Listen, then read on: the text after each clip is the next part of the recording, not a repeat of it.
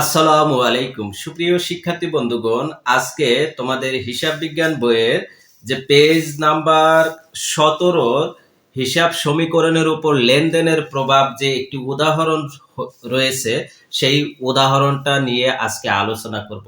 তো হিসাব সমীকরণে যে লেনদেনগুলো হয় সেগুলো যে হিসাব সমীকরণে যে উপাদান রয়েছে তিনটি, এ, এল এবং ও ই, এই তিনটির যে প্রভাব হয় বা যে পরিবর্তন ঘটে, যা বা যে হ্রাস বা বৃদ্ধি হয়, সেইগুলোর দেখাইতে হবে।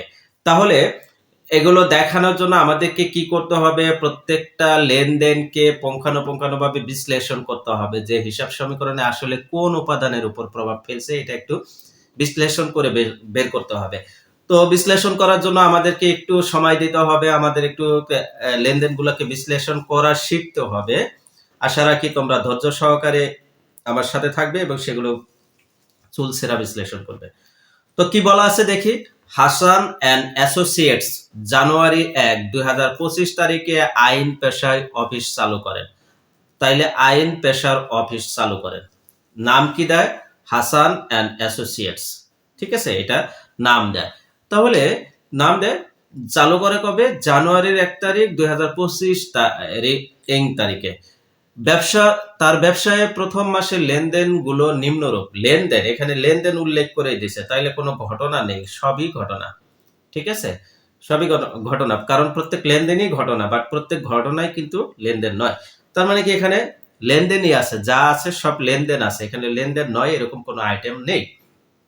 তাহলে এখানে কি বলছে?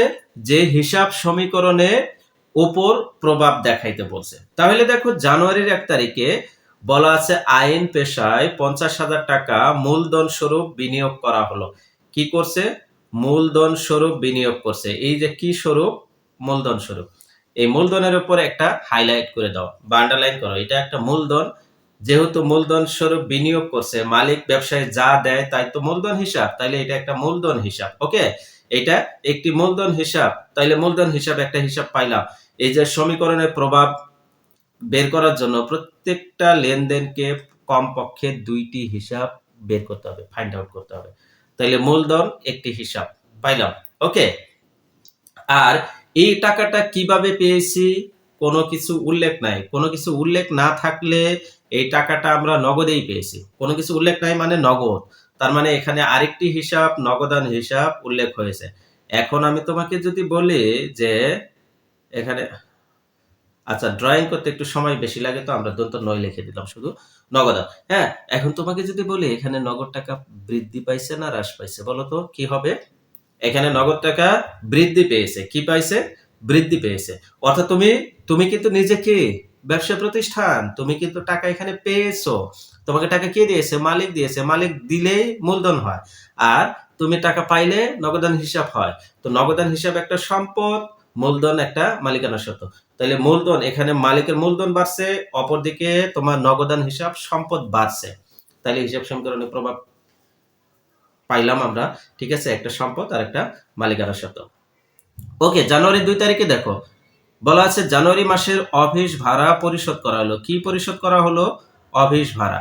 হ্যাঁ, আগে কি এই প্রশ্ন করবা প্রত্যেকটা লেনদেনে করে, একটা রেজাল্ট পাও কিনা, সেটা রেজাল্ট যদি পাও তাহলে সেই রেজাল্টটা আগে হাইলাইট করবা, ওইটা একটা হিসাব হবে।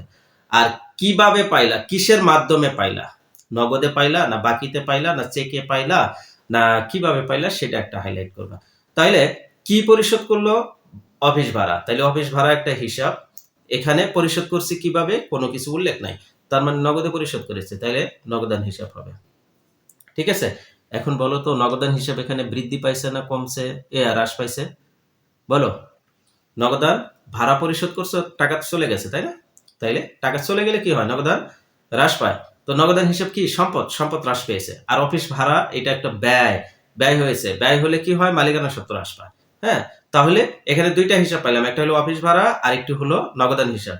ওকে, 7 তারিখে, জানুয়ারির 7 তারিখে বলা আছে ধারে অফিস যন্ত্রপাতি ক্রয় করা হলো 15,000 টাকা। তাইলে এখানে কি করা হলো? ক্রয় করা হলো। কি ক্রয় করলো? ক্রয়ের ক্ষেত্রে আরেকটি প্রশ্ন করবা, কি ক্রয় করলো? যদি পণ্য ক্রয় করে তাহলে ক্রয় হিসাব ঠিক আছে, বাট যদি পণ্য ব্যতীত অন্য কোনো সম্পদ ক্রয় করে তাহলে সেটাকে ওই সম্পদ হিসাব লিখতে হয়। তাহলে এখানে কি ক্রয় করছে? অফিস যন্ত্রপাতি, তাহলে অফিস যন্ত্রপাতি হিসাব লিখতে হবে, ঠিক আছে? বা শুধু যন্ত্রপাতি হিসাব লিখলেও হয়, অফিস যন্ত্রপাতি হিসাব লিখবা। আর যখন কোনো সম্পদ বাকিতে ক্রয় করা হয় তাহলে সেটি হলো ওই সম্পদ যে বিক্রি করলো, যে সরবরাহ করলো, তাকে টাকা পরিশোধ করতে হবে, কাউকে টাকা পরিশোধ করতে হবে, বা কেউ তোমার কাছ থেকে টাকা পাবে এরকম মনে হলে প্রদেয় হিসাব হয়। কিন্তু প্রদেয় হিসাবটা তখনই লেখা যায় যখন পণ্য ক্রয় করি বা সম্পদ ক্রয় ব্যতীত অন্য কোনো উপায়ে কেউ যদি টাকা পায়, সেটি হবে প্রদেয় হিসাব। বাট সম্পদ ক্রয় করার ক্ষেত্রে প্রদেয় হিসাব না লিখে যন্ত্রপাতি সরবরাহকারী হিসাব লিখবো। যেহেতু এখানে যন্ত্রপাতি ক্রয় করছে এই জন্য যন্ত্রপাতি সরবরাহকারী হিসাব লিখবো। যদি অফিস সাপ্লাইজ ক্রয় করা হতো তাহলে অফিস সাপ্লাইজ সরবরাহকারী হিসাব, মানে যা সরবরাহ করবে সেটা লিখবো, শুধুমাত্র পণ্য সরবরাহকারী লিখবো না, ঠিক আছে? পণ্য সরবরাহকারীর জায়গায় আমরা প্রদেয় হিসাব লিখবো, ঠিক আছে? তাইলে এখানে সরবরাহকারী লিখবো, ঠিক আছে? তাইলে এখানে যন্ত্রপাতি একটি হিসাব, যেহেতু টাকাটা এখনো পরিশোধ করিনি, বাকি রয়েছে, তাইলে বাকি টাকাটা কে পাবে? যে সরবরাহ করেছে সে পাবে, অর্থাৎ যন্ত্রপাতি সরবরাহকারী হিসাব পাবে। তো কেউ পাবে, এটা দায় তৈরি হয়ে গেছে। আর যন্ত্রপাতি এটা সম্পদ, তাইলে একটা সম্পদ বৃদ্ধি পেয়েছে আর একটা সরবরাহকারী দায় বৃদ্ধি পেয়েছে। ওকে, জানুয়ারি 10 তারিখ মক্কেলদের নগদে আইনি সেবা দেওয়া হলো। দেখো, নগদে আইনি সেবা দেওয়া হলো। কি দেওয়া হলো? আইনি সেবা। এই যে কি দেওয়া হলো এটার অ্যান্সার পেয়ে গেছে, আইনি সেবা।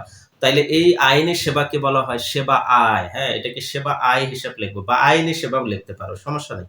আইনি সেবা এটা আয়। আর কিভাবে টাকাটা কিভাবে পাইলাম? নগদে, তাইলে নগদান হিসাব হলো। তাহলে এখানে নগদ টাকা বৃদ্ধি পাইছে, তাইলে একটা সম্পদ বৃদ্ধি পাইছে আর সেবা আয় হয়েছে। সেবা আয় হলে কি হয়? সেবা আয় হলে এটি মালিকানা সত্ত্ব বৃদ্ধি পায়। তাইলে একটা সম্পদ বৃদ্ধি পেয়েছে আর একটা মালিকানা সত্ত্ব বৃদ্ধি পেয়েছে। এরপরে জানুয়ারি 15 তারিখে বলা আছে অফিস কর্মচারীর বেতন পরিশোধ। তাইলে কি পরিশোধ? বেতন পরিশোধ। তাইলে বেতন হিসাব লিখবো। কি লিখবো? বেতন হিসাব লিখবো। লিখে কিভাবে পরিশোধ? কোনো কিছু উল্লেখ নাই, তাইলে নগদে পরিশোধ। তাইলে এখানে আরেকটি হিসাব হবে নগদ। ওকে, তাইলে এখানে আরেকটি হিসাব হবে নগদ। নগদ টাকা কমে গেছে এখানে, হ্যাঁ? তাইলে নগদ সম্পদ আমরা জানি, সম্পদ কমে গেছে। আর বেতন হলো ব্যয়, আমরা জানি, তাইলে ব্যয় হলে মালিকানা সত্ত্ব কমে যায়। এরপরে জানুয়ারি 20 তারিখে বলা আছে ব্যবসায় প্রয়োজনে ঋণ নেওয়া হলো। কি নেওয়া হলো? ঋণ নেওয়া হলো। তাইলে ঋণ হিসাব একটি হিসাব, ঠিক আছে? আর কিভাবে নেওয়া হলো? কোনো কিছু উল্লেখ নাই, তাইলে নগদান হিসাব। তাইলে এখানে নগদ টাকা বৃদ্ধি পেয়েছে আর কি হয়েছে? ঋণ, ঋণ হলো দায়, দায়ও বৃদ্ধি পেয়েছে। এরপরে জানুয়ারি 24 তারিখে বলা আছে মক্কেলদের ধারে আইনি সেবা দেওয়া হলো। কি দেওয়া হলো? আইনি সেবা, ঠিক আছে? এই আইনি সেবাকে সেবা আয় লিখবো, হ্যাঁ? যেমন আগেরটা, বা আইনি সেবা লিখতে পারো, সমস্যা নেই, সেবা আয় লিখবো।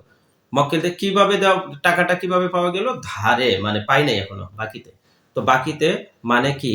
যারা টাকা কেউ পরিশোধ করবে, কেউ টাকা পরিশোধ করবে মানে কি? তাকে প্রাপ্য হিসাব বলা হয়। তাহলে এখানে নতুন আরেকটি হিসাব তৈরি হবে, সেটি হলো প্রাপ্য হিসাব। ওকে, তাহলে প্রাপ্য হিসাব। এরপরে জানুয়ারি 29 তারিখে বলা আছে বাকিতে ক্রয়কৃত যন্ত্রপাতির মূল্য পরিশোধ করা হলো 10,000 টাকা। কি করা হলো? মূল্য পরিশোধ করা হলো। কাকে পরিশোধ করা হলো? সরবরাহকারীকে। ওই যে বাকিতে যে 7 তারিখে যন্ত্রপাতি ক্রয় করলাম ধারে, সেই সরবরাহকারীকে টাকা পরিশোধ করলাম। তাইলে সরবরাহকারী এখানে টাকা পাইলো, তাহলে সরবরাহকারী একটা হিসাব হবে। আর টাকাটা যেহেতু নগদে পরিশোধ করেছে তাহলে নগদান আরেকটি হিসাব হবে। তো নগদ টাকা কমে গেছে আর সরবরাহকারী দায়ও কমে গেছে। তো এখানে নগদ কেন, কিভাবে পরিশোধ করছি কিভাবে বুঝবো? কারণ এখানে কোনো কিছু উল্লেখ নাই, তার মানে নগদই হয়েছে। কোনো কিছু উল্লেখ নাই মানে নগদান হিসাব। ওকে, তাহলে এই পুরা চুলসেরা বিশ্লেষণ করে কি কি হিসাব পাইলাম, আমি কিন্তু আমার কাজ হবে, আমি শুরু থেকে বলে দিই, এইভাবে প্র্যাকটিস করবো। আমি যেভাবে প্র্যাকটিস করলাম, জানুয়ারি 1 তারিখ কি করলাম? মূলধন স্বরূপ 50,000 টাকা নিয়ে আসা হলো, তাহলে এখানে মূলধন হিসাব আর নগদান হিসাব এই দুইটা হয়েছে। এখানে একটু পেন্সিল দিয়ে লিখে ফেলবা, ঠিক আছে? তারপরে জানুয়ারি 2 তারিখে এখানে অফিস ভাড়া আর নগদান হিসাব, এটাতে নগদান হিসাব হয়েছে, পেন্সিল দিয়ে লিখে ফেলবা, ঠিক আছে? অফিস ভাড়া আর নগদান হিসাব। এরপরে জানুয়ারি 7 তারিখে যন্ত্রপাতি ক্রয় করা হয়েছে ধারে, তাহলে যন্ত্রপাতি হিসাব আর সরবরাহকারী হিসাব, ঠিক আছে? এখানে সরবরাহকারী হিসাব লিখবা। তারপরে 10 তারিখে সেবা আয় দেওয়া হয়েছে, সেবা আয় দেওয়া হলো নগদে, তাইলে আইনে সেবা আয় হিসাব ডেবিট, নগদান হিসাব, ঠিক আছে, এখানে দুইটা হিসাব হচ্ছে। এরপরে জানুয়ারি 15 তারিখে বেতন পরিশোধ করছে, তাহলে বেতন আর নগদান হিসাব দুইটা হয়ে গেছে এখানে। তারপরে জানুয়ারি 20 তারিখে ব্যবসা প্রয়োজনে ঋণ নেওয়া হয়েছে, তাহলে ঋণ আর নগদান হিসাব তৈরি হয়ে গেছে। তো এগুলো লিখে ফেলবা এখানে, ঠিক আছে, ঋণ আছে, নগদান হিসাব নতুন এখানে লিখবা। এরপরে জানুয়ারি 24 তারিখে সেবায় ধারে দেওয়া হয়েছে, তাহলে ধারে দেওয়া হয়েছে মানে কি সেবায় একটা তৈরি হয়েছে আর একটা ধারে হলো প্রাপ্য হিসাব তৈরি হয়ে গেছে। এরপরে 29 তারিখে কি আছে, যন্ত্রপাতি ক্রয়কৃত যন্ত্রপাতি মূল্য পরিশোধ, তাইলে ওই যে সরবরাহকারী আর নগদান হিসাব, তাইলে এখানে দুইটা হিসাব হবে, একটা সরবরাহকারী আর একটা নগদান হিসাব। ওকে, এই দুইটা হিসাব হবে। এখন আমাকে দেখতে হবে, এই যে দেখো মূলধন একটা কলাম, নগদান একটা কলাম, তাহলে দুইটা। তারপরে এখানে ভাড়া, ভাড়া আয় বা ব্যয় হলে মালিকানা সত্ত্বের মধ্যে যাই একটা কলামই হবে, ঠিক আছে। তাহলে এটার জন্য নতুন করে কলাম করতে হবে না, নগদান তো একটা নিলাম। তাহলে আনকমন কলাম কোনগুলো রয়েছে সেগুলো একটু দেখতে হবে। তাহলে মূলধন আর নগদান দুইটা কলাম গেল, ভাড়া এখান থেকে ভাড়া মূলধনের মধ্যেই যাবে, নগদান নগদানের মধ্যে যাবে। এই ক্ষেত্রে দেখো যন্ত্রপাতি, যন্ত্রপাতির জন্য একটা নতুন কলাম করতে হবে, এখানে সরবরাহকারীর জন্য একটি নতুন কলাম করতে হবে। তাহলে আগে দুইটা আর এখানে দুইটা, মোট 4টা কলাম পাইলাম। এখানে দেখো নগদ কলাম একটা নেওয়া হয়ে গেছে, সেবা আয়, এটা আয় হলে মূলধনের মধ্যে যায়, তাইলে এটাও একটা কলাম নেওয়া হয়ে গেছে, এখানে নতুন কলাম আসলো না।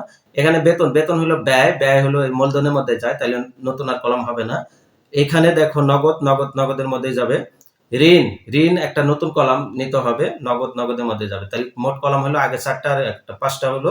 এরপরে দেখো কি সেবা আয় মূলধনের মধ্যে যাবে, নতুন কলাম লাগবে না। প্রাপ্য হিসাব সম্পদের মধ্যে যাবে, এটা কিন্তু নতুন আরেকটি কলাম লাগবে। তাহলে টোটাল 6টা কলাম হলো। এখানে সরবরাহকারী জন্য কলাম দেওয়া আছে, নগদের কলাম দেওয়া আছে, তাহলে টোটাল 6টা কলাম হবে। তো হিসাব কয়টা দেওয়া আছে টোটাল, দেখো টোটাল হিসাব দেওয়া আছে 9টা, নগদান হিসাব, মূলধন হিসাব, ভাড়া হিসাব, যন্ত্রপাতি হিসাব, তারপরে যন্ত্রপাতি সরবরাহকারী হিসাব, সেবা আয় হিসাব, বেতন হিসাব, ঋণ হিসাব, প্রাপ্য হিসাব। এই ক্ষেত্রে তোমাকে আমি একটু মার্ক করে দিই, দেখো এই যে ভাড়া হিসাব, এটা হলো ব্যয়, আয় বা ব্যয় সবসময় মূলধনের মধ্যে যায়। তারপরে হলো এই যে সেবা আয়, এটা মূলধনের মধ্যে যাবে, বেতন এটা ব্যয়, এটা মূলধনের মধ্যে যাবে, ঠিক আছে। আর তাইলে এই 3টা মিলে একটা কলাম হবে, আর বাকি যে 6টা থাকে সেই 6টা মিলে একটা কলাম হবে, 6টা কলাম হবে। তাইলে দেখো এখানে সম্পদ কি কি রয়েছে,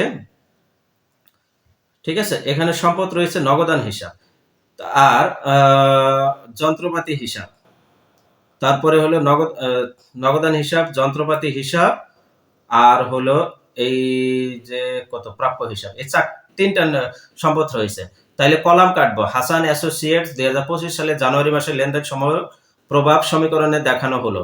তাইলে কলাম কাটবো, তারিখ, সম্পদ একটু বড় করে কাটবো, তারপরে দায় একটা বড় করে কাটবো, প্লাস মালিকানা সত্ত্ব। এই যে সম্পদ সমান দায় প্লাস মালিকানা সত্ত্ব, এই যে দায় মাঝখানে প্লাস দিলাম। হ্যাঁ, তো সম্পদে কয়টি সম্পদ হিসাব রয়েছে, 3টি।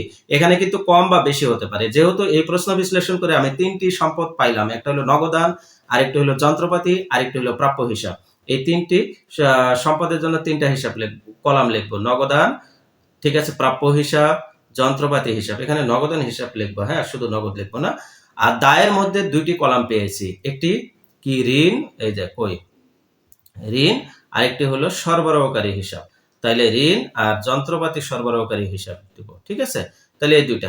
আর মালিকানা সত্ত্বে কোনো কলাম ভাগ হবে না, এটার মধ্যে আয়, ব্যয় এবং মূলধন এগুলো যাবে। হ্যাঁ, তবে মালিকানা সত্ত্বে যে যে আইটেমগুলো বসবে সেগুলো আইটেমের জন্য নতুন করে একটি মন্তব্যের কলাম অ্যাড করতে হবে। তো এই কলামগুলো অ্যাড করব। তো আমরা সব কিন্তু এইভাবে কাটবো, তারিখ, সম্পদ, দায়, মালিকানা সত্ত্ব এবং মন্তব্য, এই 4টি কলাম কিন্তু মাস্ট থাকবে। আর সম্পদকে আবার সাব কলামে বিভক্ত করব, যেহেতু এখানে 3টি সম্পদ রয়েছে, নগদ, প্রাপ্য হিসাব, যন্ত্রপাতি। দায়কে সাব কলামে বিভক্ত করব, যেহেতু এখানে 2টি দায় রয়েছে, ঋণ এবং সরবরাহকারী। আর মালিকানা সত্ত্বে কোনো সাব কলাম থাকবে না, একটা কলামই থাকবে। মন্তব্য কোনো সাব কলাম থাকবে না, তারিখে কোনো সাব কলাম থাকবে না। তাইলে এই সাব কলামগুলো কম বা বেশি হতে পারে। প্রশ্ন বিশ্লেষণ করে আমার হিসাবগুলো দেখতে হবে যে আসলে কোথায় কি হিসাব আছে, এটা দেখতে হবে। তাহলে আমরা একটু দেখে নিই। দেখো যে আমরা কিন্তু প্রশ্ন বিশ্লেষণ করতে করতে পেরে গেছি যে এখানে 50,000 টাকা মূলধন স্বরূপ নিয়ে আসছে, তার মানে মূলধন বৃদ্ধি পাইছে 50,000 টাকা, আর নগদ টাকা বৃদ্ধি পেয়েছে। তো নগদ হলো সম্পদ আর মূলধন হলো মালিকানা সত্ত্ব। তাইলে এই যে দেখো জানুয়ারি 2025, জানুয়ারি 2025 উপরে লিখবো, জানুয়ারি নিচে লিখবো, লিখে নগদে করে 50,000 টাকা বসাবো আর মূলধনে করে 50,000 টাকা বসাবো, দুইটাই বৃদ্ধি পেয়েছে। মন্তব্যে লিখবো মূলধন আনয়ন, যেহেতু মালিকানার সাথে এটা মূলধন আনয়ন করছে। এখন 2 তারিখে, জানুয়ারির 2 তারিখে যে কাজটি ঘটছে এটি হলো অফিস ভাড়া পরিশোধ করছে। তাহলে ভাড়া পরিশোধ করলে মালিকানা সত্ত্ব কমে যায়, আর নগদ টাকায় পরিশোধ করছে তাহলে নগদান কমে গেছে, তাহলে নগদানের ঘরে মাইনাস হবে। তো মাইনাস কিভাবে লিখি আমরা? ফার্স্ট ব্র্যাকেটে লিখবো। আমি আগে ক্লাসে বলেছিলাম হিসাব বিজ্ঞানে মাইনাস মানে ফার্স্ট ব্র্যাকেটে যুক্ত করে দাও। তাইলে এই যে নগদে করে 3,000 টাকা কমে গেল, আর মালিকানা সত্ত্বে 3,000 টাকা কমে গেল। কেন কমলো? ভাড়া খরচ হলো, এই জন্য ভাড়া খরচ হয়ে গেছে। এরপরে জানুয়ারির 7 তারিখে দেখো কি বলা আছে, অফিস যন্ত্রপাতি ক্রয়। তাহলে অফিস যন্ত্রপাতি একটা সম্পদ, এখানে সম্পদ বৃদ্ধি পেয়েছে 15,000 টাকা, এটা বাকিতে ক্রয় করেছি, সরবরাহকারী হিসাব একটা দায় তৈরি হয়ে গেছে।